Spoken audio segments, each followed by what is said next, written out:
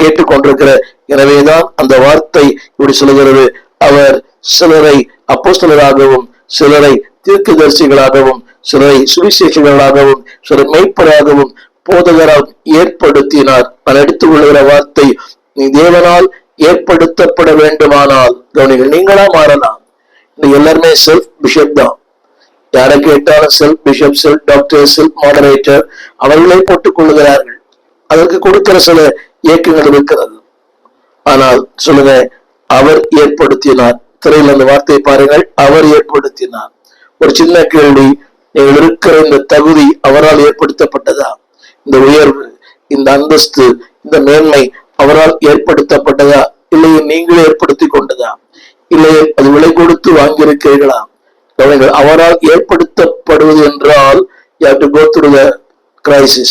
பாடுகள் வழியாய், போராட்டங்கள் வழியாய், பள்ளத்தாக்கின் வழியாய், வனாந்திரத்தின் வழியாய், புறம்பே தள்ளப்படுகிற நிலையில இத்தனை பேர் உங்களுக்கு புறம்பே தள்ளி இருப்பாங்க. ஆகாதவன் என்று உங்களை தள்ளின உங்களைத்தான் ஆண்டவர் மூளைக்கு தலைக்கல்லாக்கி இருக்கிறார். எந்த உலகத்துல நீங்கள் ஆகாதவன், தீர்ப்பானவன், தாழ்வானவன், ஒன்றுக்கு உதவாதவன், அப்படிப்பட்ட இடங்களில God will lift you. Not only lift you, he will transform your life. உடைய வாழ்க்கையை மறுரூபமாக்குவார். மறுரூபமாக்குவது மட்டுமல்ல அன்பாவளே, you will be the image of Christ. உடைய மூன்றாவது குறிப்புக்குள்ளே போக விரும்புகிறேன். முதல் இரண்டு குறிப்புகளை திரும்ப சொல்லுகிறேன். harsh rejections, இரண்டாவது hopeless realities, நம்பிக்கையற்ற நிலைகள். அந்த நம்பிக்கையற்ற நிலைகளை தான் கர்த்தர் உங்களை உருவாக்குகிறார், உங்களை ஏற்படுத்துகிறார், அவருடைய சாயலுக்கு முன்குறிக்கிறார். எல்லாவற்றுக்கும் மேலாக முதற் பேரானவராய் இருக்கும் பொருட்டு அது ஆண்டவருக்கு மட்டுமல்ல உங்களுக்கும் பொருத்தும். God wants you to be first place in every area. வாழ்க்கையிலே, சமுதாயத்திலே, ஊழியத்திலே, பொருளாதாரத்திலே நீங்கள் முதன்மையா இருக்கும் பொருட்டு, அதில் சொல்லப்படுறது முதற் பேரானவராய் இருக்கும் பொருட்டு உங்கள் தேவன் அப்படி இருக்க விரும்புகிறார். அப்படியே நீங்கள் மாற விரும்பினால் அன்பான தேவ பிள்ளைகளே, நம்பிக்கையற்ற சூழ்நிலைகளை கடந்து போக வேண்டும். ரெண்டு சொல்கிறேன், ரிஜெக்ஷன், நீங்கள் புறம்பே தள்ளப்படுவீர்கள். இரண்டாவது ஹார்ட் டைம், மூன்றாவது ஹோப்லெஸ் டைம். ஆனாலும் மூன்றாவது ஒரு குறிப்பு இருக்கிறது. அப்படிப்பட்ட நேரங்களிலே there are hidden resources, தேவன் வைத்திருக்கிற மறைவான மேலான மகிமையின் ஆசீர்வாதங்கள். அதை தியானிப்போம். ஆதியாகமம் 21 அதிகாரம் 17 முதல் 21 வசனங்கள் வரை. தேவன் பிள்ளையின் சத்தத்தை கேட்டார். தேவதூதன் வானத்திலிருந்து ஆகாரை கூப்பிட்டு, ஆகாரே, உனக்கு என்ன சம்பவித்தது? பயப்படாதே. கவனிங்கள், உடைக்கப்பட்ட ஒரு மனுஷி, உடைக்கப்பட்ட ஒரு பெண், தள்ளப்பட்ட ஒரு பெண், 13 ஆண்டுகள் அவர் ஆபிரகாமோடு வாழ்ந்திருக்கிறாள். அந்த வார்த்தை சொல்கிறது, உனக்கு என்ன சம்பவித்தது? வேதம் சொல்கிறது, பிள்ளை இருக்கும் இடத்தில் தேவன் அவன் சத்தத்தை கேட்டார். தமிழ் வேதத்துல சத்தம் எழுதியிருக்கிறது. ஆங்கில வேதத்துல he prayed. அந்த இஸ்மவேல் என்ற வார்த்தையின் பொருளே தேவன் எனக்கு செவி கொடுக்கிறவர். அவர் சொல்லுகிறார்.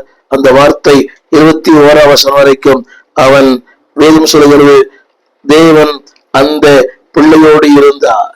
எத்தனை பெரிய வார்த்தை! அது மட்டுமல்ல, அவர் வனாந்திரத்திலே கூடியிருந்தான், வில் வித்தையில் வல்லவனானான். என்னை கேட்டுக்கொண்டிருக்கிற அன்பு தேவ பிள்ளையே, திரும்ப சொல்கிறேன், தேவன் பிள்ளையோடு இருக்கிறார். This is hidden resources. உங்களுக்கு தெரியாது. நம்ம நினைக்கிறதெல்லாம் வாழ்க்கையில பல காரியம் நினைக்கிறோம். காரியம் அப்படி இருக்க வேண்டும், இப்படி இருக்க வேண்டும். இல்லை, தேவன் உனக்கென்று வைத்திருக்கிற மேலான மகிமையான ஆசீர்வாதங்களை தொடர்ந்து நாம் கேட்க போகிறோம். அவள் நினைத்ததெல்லாம் தேவன் அங்கு இல்லை, தேவன் அங்கு இருக்கிறார். அவர் நினைத்ததெல்லாம் தேவன் தன்னோடு இல்லை, தேவன் அவளோடு இருக்கிறார். அந்த வார்த்தை படித்தேன், கேளுங்கள். அதாவது வேதம் சொல்கிறது, தேவன் பிள்ளையோடு இருந்தார். அவள் நினைத்தது வனாந்திரம், அவள் நினைத்தது எல்லாம் என்னோடு யாரும் இல்லை. அந்த வார்த்தை பாருங்கள், தேவன் பிள்ளையோடு இருந்தார். அந்த வனாந்திரத்திலே தேவன் அந்த பிள்ளையோடு இருந்தார், அவளோடு இருந்தார். திரும்ப சொல்லுகிறேன், நமக்குத்தான் சூழ்நிலைகள், சந்தர்ப்பங்கள், நம்பிக்கையற்ற நிலையில், மன அழுத்தங்கள், மனப்போராட்டங்கள். அவன் அழைத்தவருக்கு he knows. இப்படி சொல்ல சொன்னாடு புரியும். It was a terrible condition. கடினமான, மோசமான, யாருக்குமே வரக்கூடாத ஒரு டைம் ஆஃப் டெரிபிள். வாழ்க்கையிலே யாருக்குமே வரக்கூடாத ஒரு சூழ்நிலை. அந்த சூழ்நிலையிலே தேவன் அவளோடு இருந்தார். தேவன் அந்த பிள்ளையோடு இருந்தார். என்னை கேட்டுக்கொண்டிருக்கிற அன்பு தேவ பிள்ளையே, God has some precious resources.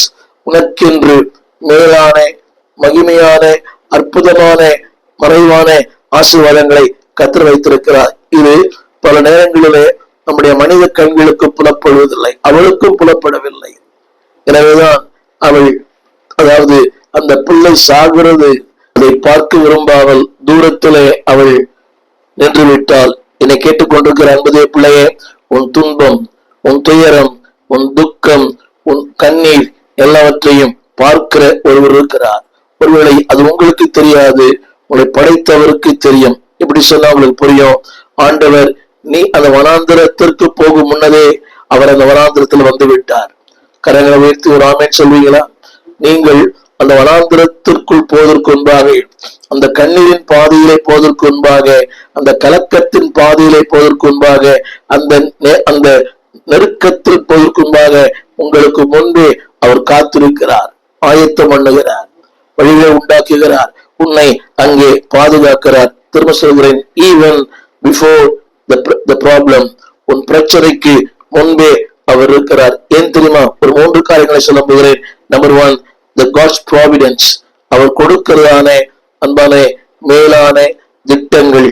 இரண்டாவதாக God's presence, மூன்றாவது God's provision, நான்காவதாக God's peace. திரும்ப சொல்கிறேன், the providence, அந்த இடத்துல அவர் வருகிறார். இரண்டாவது God's presence, எல்லாம் ஒரே மாதிரி இருக்கும், அவர் சமூகம் அங்கு இருக்கிறது. மூன்றாவது God's provision, தேவன் உனக்கு அங்கு என்ன தேவையோ அதை வைத்திருக்கிறார். மட்டுமல்ல God's peace, தேவன் சமாதானத்தை அங்கு வைத்திருக்கிறார். ஒவ்வொன்றாய் விளக்க விரும்புகிறேன். நம்பர் 1, God's providence, நீ அங்கு போய் சேரும் முன்னதாகவே அவர் அங்கே சேர்ந்து விட்டார். ஆமென் சொல்வீங்களா? இத்தான் கலாத்தியர் 4ஆம் அதிகாரம் 21ஆம் வசனத்திலிருந்து 31ஆம் வசனம் வரைக்கும் திருமறை சொல்லுகிறது. அன்பானவர்களே, வார்த்தை என்ன சொல்லுன்னு சொன்னால், நாம் அடிமையானவர்களுக்கு பிள்ளைகளாயிராமல் சுயாதீனம் உள்ளவர்களுக்கே பிள்ளைகளா இருக்கிறோம். இங்கே நான் குறிப்பிட விரும்புகிற வார்த்தை என்னவென்றால், அன்பானவர்களே, அந்த இடத்தில் உங்களுக்கு ரட்சிப்பு உண்டு. சாரா அந்த ஆகாருக்கு ஒரு ரட்சிப்பு அங்கு இருந்தது. எனவேதான் தேவனுடைய வார்த்தை சொல்கிறது, அன்பு தேவ பிள்ளைகளே, நீங்கள் இருக்கிற அந்த இடத்திலே தேவன் உங்களை வைத்திருக்கிறார். முடிந்தால் கலாத்தியர் 4ஆம் அதிகாரத்தை பலமாய் நீங்கள் வாசித்து பாருங்கள். அவர் 2 வாசி எழுதப்பட்டிருக்கிறது, கிருபையும் பிரமாணமும். அன்பானவர்களே, தேவன் அந்த கிருபையை உன் வாழ்க்கையை விளங்க பண்ணுகிறார். கலாத்தியர் 4ஆம் அதிகாரம் 7ஆம் வசனம், ஆகையால் இனி நீ அடிமையாயிராமல் புத்திரனாய் இருக்கிறாய்.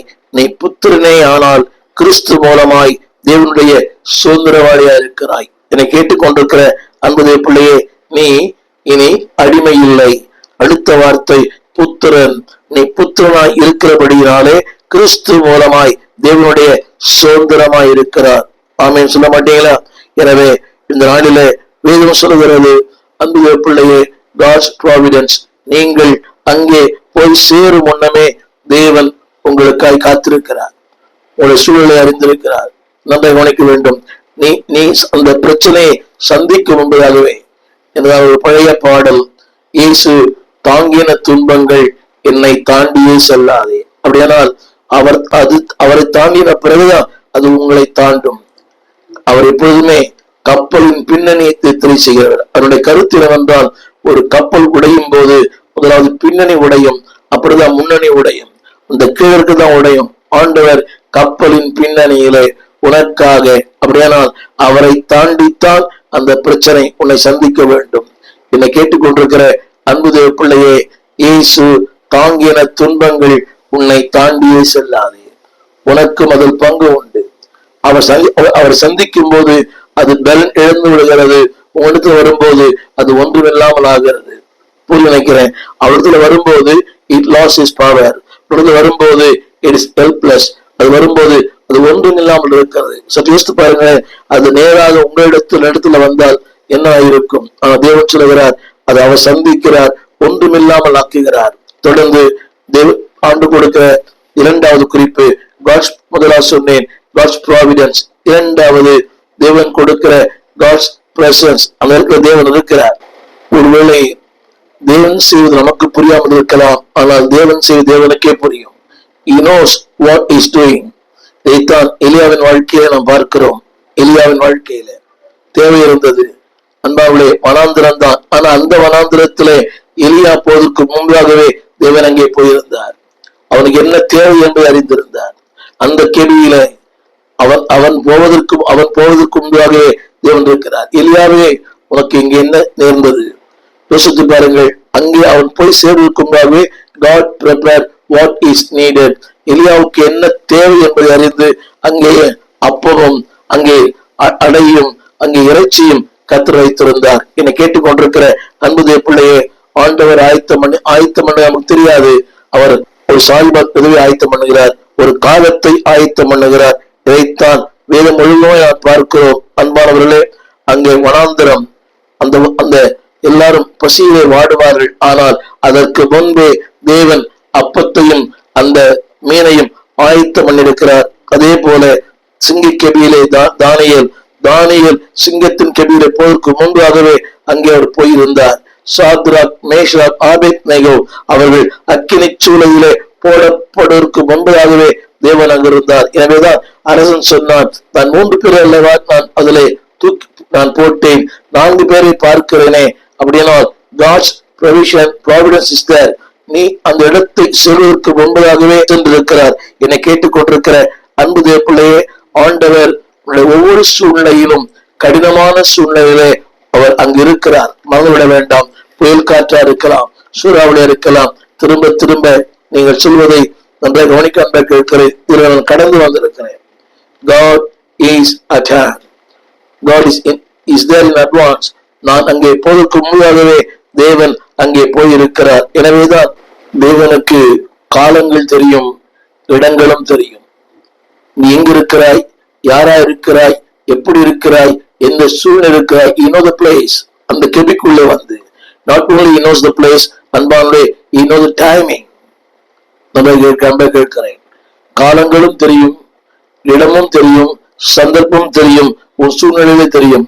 அன்பானே, அங்கே நீ என்ன செய்கிறாய் என்று தெரியும். தேவன் என்ன செய்ய போகிறார் என்பது அவருக்கு தெரியும். சில நேரங்களில தேவன் என்ன செய்ய போகிறார் நமக்கு ஒண்ணுமே புரியல. இந்த கானாவூர் கல்யாணத்துல தண்ணீரை ஊற்றுங்கள், என்ன செய்ய போறாரு ஒண்ணுமே புரியல. அவர் எதிர்பார்த்ததெல்லாம் ஒரு ரசம், எதிர்பார்த்த ஒரு அற்புதம். ஆனா அவர் சொன்னது கச்சாடிகளில தண்ணீரை ஊற்றுங்கள். யோசித்து பாருங்களேன். சப்போஸ் அது தண்ணீராக இருந்திருந்தால் என்ன ஆயிருக்கும்? அன்பாவிலே, தேவன் செய்வது உங்களுக்கு தெரியாது, ஆனா அவருக்கு தெரியும். You don't know what God is doing in your life. என்னை கேட்டுக்கொண்டிருக்கிற அன்பு சகோதரியே, அன்பு தாயே, அன்பு தகப்பனே, பிள்ளைகளுடைய திருமணம், you don't know what God's plan. ஆனால் நீ அறியாத, உனக்கு எட்டாத ஒரு மகிமையான திட்டத்தையும் மேன்மை வைத்திருக்கிறார். நான் சொல்ல விரும்புவதெல்லாம், be in God's providence. அவருடைய ஆளுகைக்குள்ளே, அவருடைய சித்தத்திற்குள்ளே, அவருடைய தீர்மானத்துக்குள்ளே, அவர் வைத்த இடத்திலே நீங்கள் இருங்கள். அன்பானவர்களே, அதே போலதான் இந்த புயல் காற்று சிசுகள் படவில அவர்கள் ஏறுவதற்கு முன்பதாக அவர் ஏறினார். அந்த வார்த்தை படியுங்கள், இயேசு படகில் ஏறினார். அப்படியானால் அன்பானவர்களே, அவர் நல்லாவே தெரியும், இது புயல் வரும், சூறாவளி வரும், கொந்தளிப்பு வரும், அலைகள் வரும். ஆனால் அந்த படகில் இயேசு இருந்தார். இயேசு படகில் ஏறினார். அந்த வார்த்தை சற்று மாற்றி சொல்ல விரும்புகிறேன். வனாந்திரத்தில் அவர்களோடு இருக்கிறார், அந்த புயல்ல அவர் இருக்கிறார். இயேசு படகில் ஏறினார். என்னை கேட்டுக்கொண்டிருக்கிற அன்பு தேவ பிள்ளையே, மார்த்தாள், மரியாள் அந்த லாசருவின் கல்லறைக்கு நம்ம நினைக்கலாம் அவர் காலதாமதமாய் இல்லை. he knows the place, he knows the timing. எல்லாம் அவருக்கு தெரியும். என்னை கேட்டுக்கொண்டிருக்கிற அன்பான தேவ பிள்ளையே, God works in every situations. உன் வாழ்க்கையின் எல்லா சூழ்நிலைகளையும் அவர் இருக்கிறார். நீ செய்ய வேண்டிய காரணம் என்னவென்றால், அதுல அவர் மகிமைப்பட, உன்னை யார் என்று உலகத்தை வெளிப்படுத்த, to show who you are, அதாவது to pronounce you, உன்னை ஒரு பேசும் பொருளாய் மாற்ற, உன்னை ஆண்டவர் நிரூபிக்க, உன் வாழ்க்கையிலே ஒரு பெருக்கத்தை தர. என் அன்பானதே பிள்ளையே, God wants to accomplish for a eternal purpose. நித்திய நோக்கத்திற்காக உன் வாழ்க்கையிலே இந்த நீ கடந்து போகிற இந்த கண்ணீரின் பாதை ஆரம்பத்தில் சொன்னேன். Hard times, harsh times, hopeless times. அன்பந்த பிள்ளையே, கடினமான நேரங்கள், இருளான நேரங்கள், நம்பிக்கையற்ற நேரங்கள், God is there. தேவன் அதில் இருக்கிறார், மறந்துவிட வேண்டாம். எனவேதான் திருமறை சொல்லுகிறது, ஏசாயா 55:9-8 இப்படி சொல்லுகிறது, என் நினைவுகள் உங்கள் நினைவுகள் அல்ல, உங்கள் வழிகள் என் வழிகள் அல்ல. நான் நினைக்கிறோம் இப்படித்தான் தேவன் கிரியை செய்வார். இல்லை, எப்படி வேண்டுமானாலும் கிரியை செய்வார். என் வாழ்க்கையில பலமுறை பார்த்திருக்கிறேன். எதிர்பார்த்து ஒன்று நடக்காது, ஆனால் எதிர்பார்க்காத ஒன்று நடக்கும். இது நேற்றில் நடந்தது. எதிர்பார்த்து ஒன்று நடப்பதில்லை. நாம் துணை என சொன்னவர்கள் நம்மை விட்டு விடுவார்கள். எதிர்பார்க்காத நம்ம நடக்கும். இது நேற்றிலும் நடந்தது. நான் 18ஆம் தேதி கானா என்ற ஒரு தேசத்திற்கு போகிறேன். எனக்கு பல நண்பர்கள் 85ஆம் ஆண்டிலிருந்து சில நண்பர்களை தெரியும். 85ஆம் ஆண்டிலிருந்து அவளோடு பழகி இருக்கிறேன், தங்கி இருக்கிறேன். 85ஆம் ஆண்டிலிருந்து அவளோடு தொடர்பு. நினைத்தேன் அவர் என்னை ஏர்போர்ட்ல ரிசீவ் பண்ணுவாரு என்று நினைத்தேன். நான் வேறு பல கூட்டங்களுக்கு போகிறேன். 14 மணி நேரம் அங்கிருந்து அந்த கானா தலைநகரத்திலிருந்து 14 மணி நேரம் சாலை பிரயாணம்.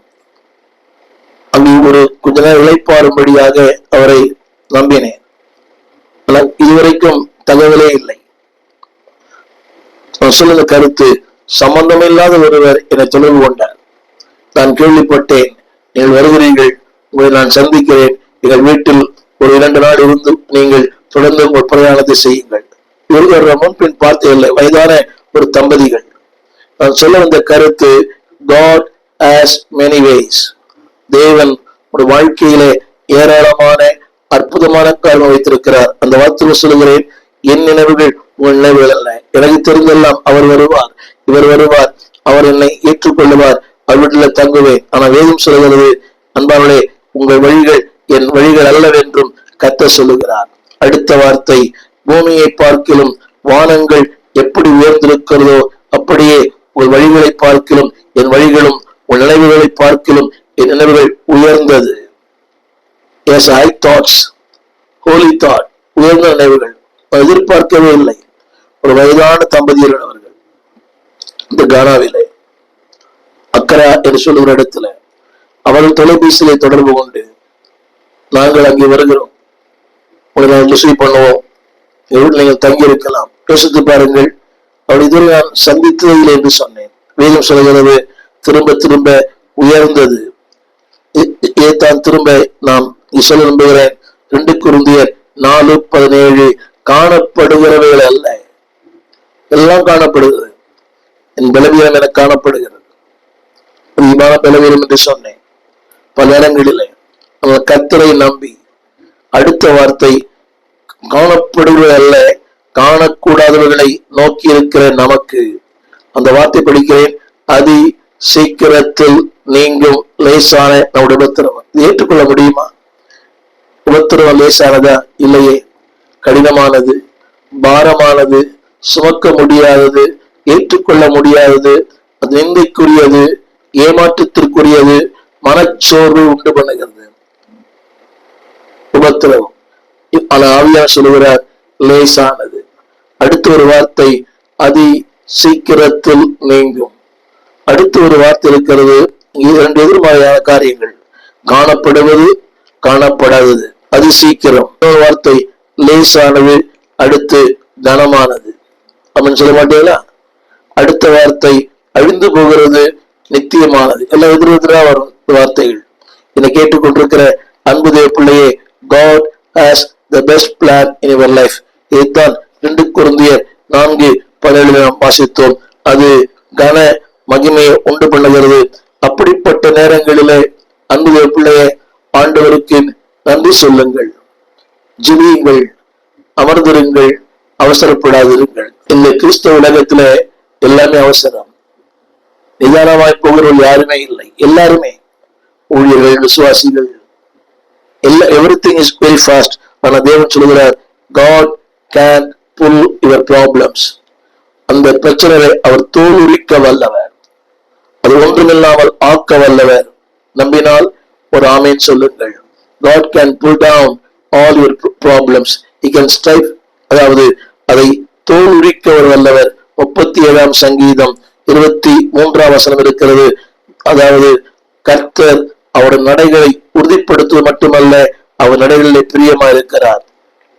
அதே 115ஆம் சங்கீதம் 1 வசனத்திலே தேவன் பரலோகத்திலிருக்கிறார், தமக்கு சித்தமான யாவையும் அவர் செய்து முடிப்பார். என்னை கேட்டுக்கொண்டிருக்கிற அன்பு தேவ பிள்ளையே, எல்லாம் கவனிய.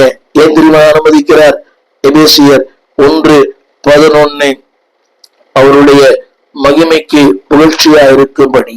So God's providence is there. எல்லா சூழ்நிலையிலே திரும்ப சொல்லுகிறேன், அவருடைய மகிமைக்கு புகழ்ச்சியாய் இருக்கும்படி. ஒன்று சொல்ல விரும்புகிறேன், nothing is accident in our life. வாழ்க்கை எதுவுமே தற்செயலாக நடப்பதில்லை, நடக்க போவதும் இல்லை. Everything is pre-planned by God.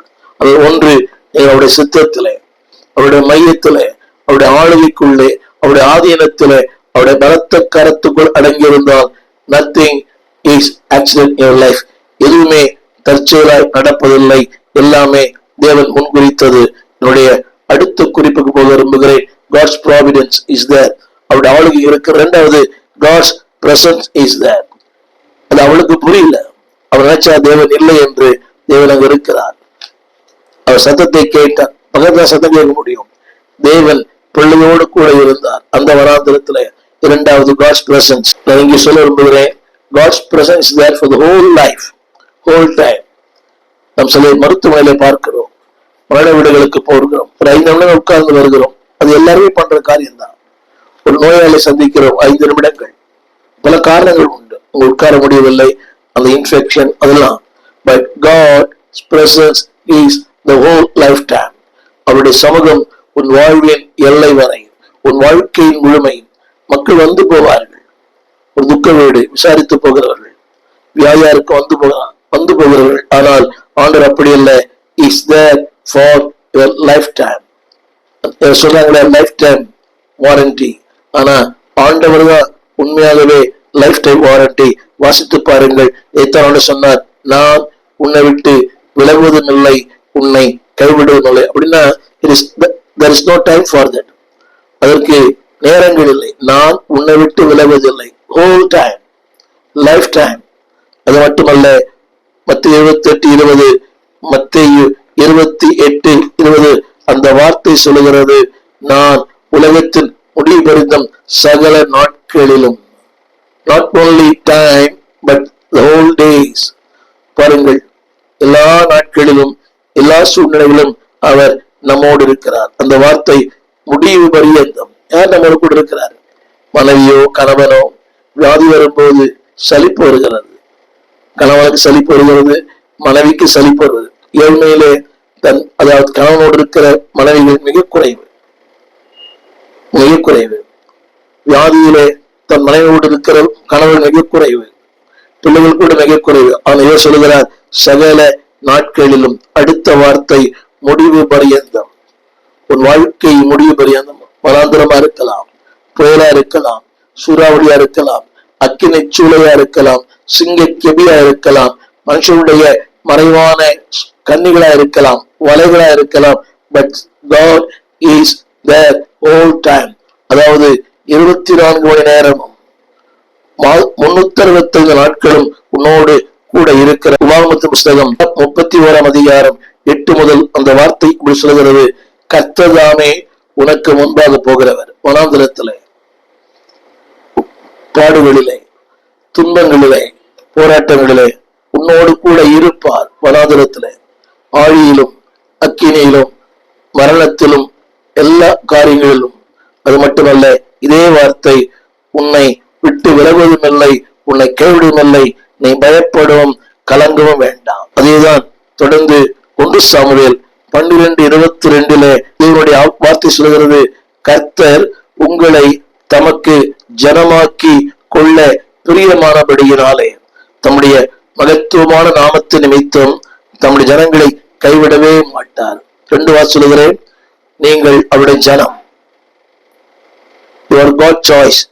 2வது, அவருடைய மகத்துவமான நாமத்தின் நிமித்தம், for God's glory, அவருடைய மகத்துவமான நாமத்தின் நிமித்தம் தமது ஜனங்களை கைவிட மாட்டார். புரிந்தால் ஒரு ஆமீன் சொல்லுங்கள். இது கர்த்தர் உங்களோடு பேசுகிற வார்த்தை. எந்த நிலை இதை கேட்கிறேன் எனக்கு புரியவில்லை, தெரியாது. அன்பானவர்களே, தேவன் உங்களை கைவிடவே மாட்டார். அடிக்கடி இந்த வார்த்தை திருமறை சொல்லுகிறது, நான் உன்னோடு கூட இருக்கிறேன், திகையாதே, கலங்காதே, உன்னை பலப்படுத்துவேன். பலவீனத்திலே, வனாந்திரத்திலே, when you rejected, hopeless time, hard time, உன்னை பலப்படுத்துவேன், சகாயம் பண்ணுவேன், என் வலது கரத்தினால் உன்னை தாங்குவேன். இதைத்தான் வேதம் முழுக்க வாசிக்கிற வசனம் தெரியும். அந்த சூழ்நிலைகளிலே நாம் இலக்கரித்து போகிறோம். ஏசாயா 43:2, தண்ணீரை கடக்கும் போது உன்னோடு இருப்பேன், ஆறுகளை கடக்கும் போது அது உன்மேல் புரளுவதில்லை. எத்தனை அருமையான வார்த்தை என் அன்பு தேவ பிள்ளைகளே. So be strengthened, be bold, be encouraged. ஒரு 3 காரியங்களை நான் சொல்லுவேன். அந்த இடத்துல you can see God's peace. 17ஆம் வசனத்தை வாசிக்கிறேன். 17ஆம் வசனம், தேவன் பிள்ளையின் சத்தத்தை கேட்டார், வானத்திலிருந்து ஆகாரை கூப்பிட்டு, ஆகாரே உனக்கு என்ன சம்பவித்தது, பயப்படாதே. இத்தனை அருமையான வார்த்தை. இந்த ஒரு வார்த்தை போதும் அல்லவா? என்ன சம்பவித்தது? இன்னைக்கு நம்முடைய வாழ்க்கையின் சம்பவங்களை பரியாசம் பண்ணுகிற மக்கள் ஏராளம், தூட்டி திரிகிற மக்கள் ஏராளம், அது கமெண்ட்ஸ் போடுற மக்கள் ஏராளம், கிரிட்டிக்ஸ் ஏராளம். தேவன் சொல்லுகிறார், ஆகாரே உனக்கு என்ன, he knows everything. அது ஒரு அன்பின் குரல், அன்னோடு அது ஒரு பரிதாபத்தின் குரல், உதவி செய்யும் குரல், ஏக்கத்தின் குரல். அவர் சொல்கிறார், உனக்கு என்ன சம்பவித்தது? I know what's happened in your life. அடுத்த வார்த்தை, பயப்படாதே. Wherever you are, God's providence. இரண்டாவது, God's peace, presence. மூன்றாவது, God's peace, அவருடைய சமாதானம் உன்னோடு கூட இருக்கிறது. 2 காரணம் சொல்லுகிறேன். God knows, God cares. தேவன் அறிந்திருக்கிறார்.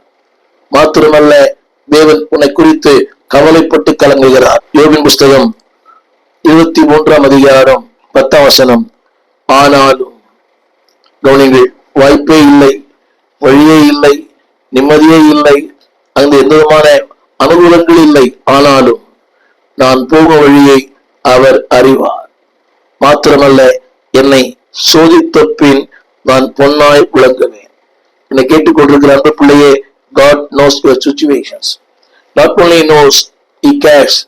எபிரேயர் 4:15 அவர் சொல்லுகிறார், நம்முடைய பலவீனங்களை குறித்து பரிதபிக்க கூடாத ஒருவர் அல்ல அவர். அவருடைய பலவீனங்களுக்காய் பரிதபிக்கிறவர். உலகம் நமக்கு ஏளனம் பண்ணும், அது காத்திருக்கிறது. எப்பொழுது விழுவான், அவன் எப்பொழுது சறுக்குவான், எப்பொழுது அவனுக்கு இது நடக்கும், அது காத்திருக்கிற உலகமே உறவுகளை காத்திருக்கிறது. கைகூட்டி சிரிக்கும், கைகூட்டி சிரிக்கும். நான் மருத்துவமனையிலே ஒரு 13 நாட்கள் இருந்தேன். அப்போலோ மருத்துவமனையில ஒரு 3 மாதங்கள் படுத்த படுக்கை. இது 10 அறுவை சிகிச்சை. ஏளனம் பண்ணிகள் ஏராளம், பரியாசம் பண்ணிகள் ஏராளம், நிந்தித்தவள் ஏராளம். அழுகையும் தான் 3 மாதங்கள். எனக்கு ஒண்ணு தெரியும், வேதம் சொல்வது, எனக்காய் பரிதபிக்கிற ஒருவர். நம்முடைய பலவீனங்களை குறித்து பரியாசம் பண்ணுகிற உலகத்துல நம்முடைய பலவீனங்களை குறித்து பரிதாபப்படுகிற ஒருவர்.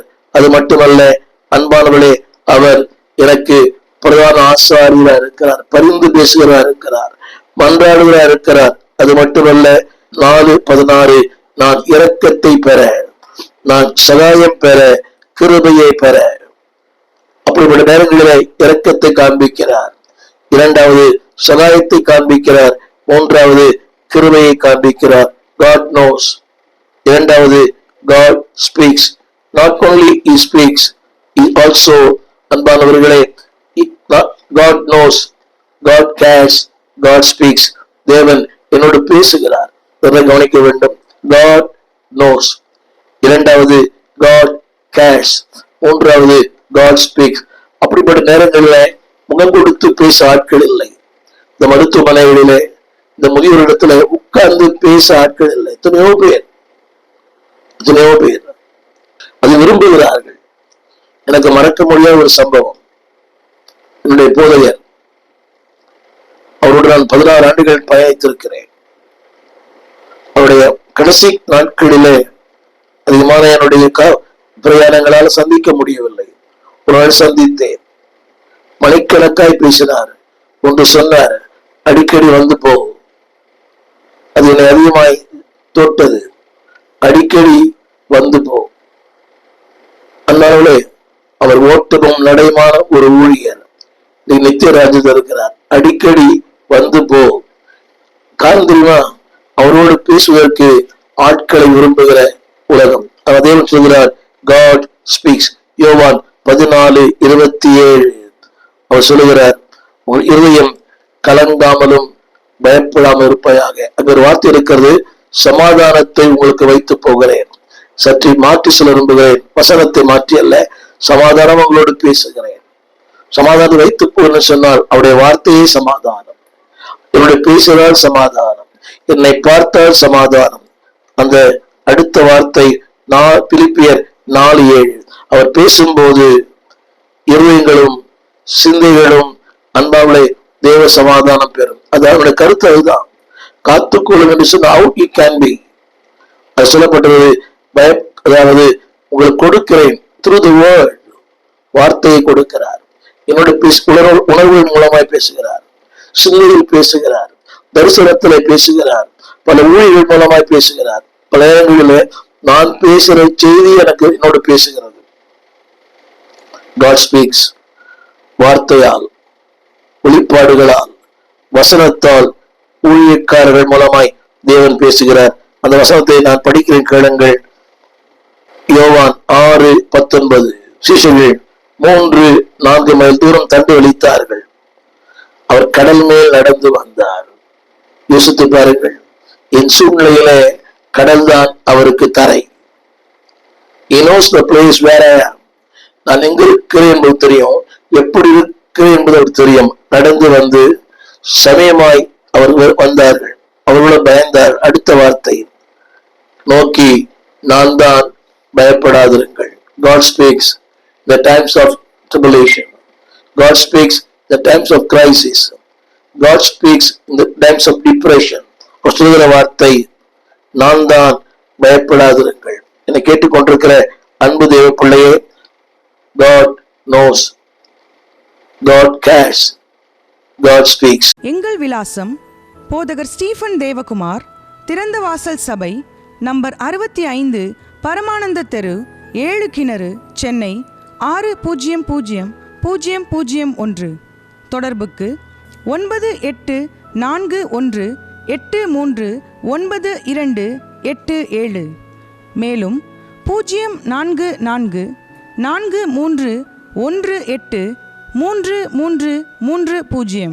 எங்கள் மின்னஞ்சல் stephenopendor@gmail.com. எங்கள் தேவ செய்திகளை யூடியூப் சேனலில் பார்த்து பயனடையுங்கள். தேவன் உங்களை ஆசீர்வதிப்பாராக.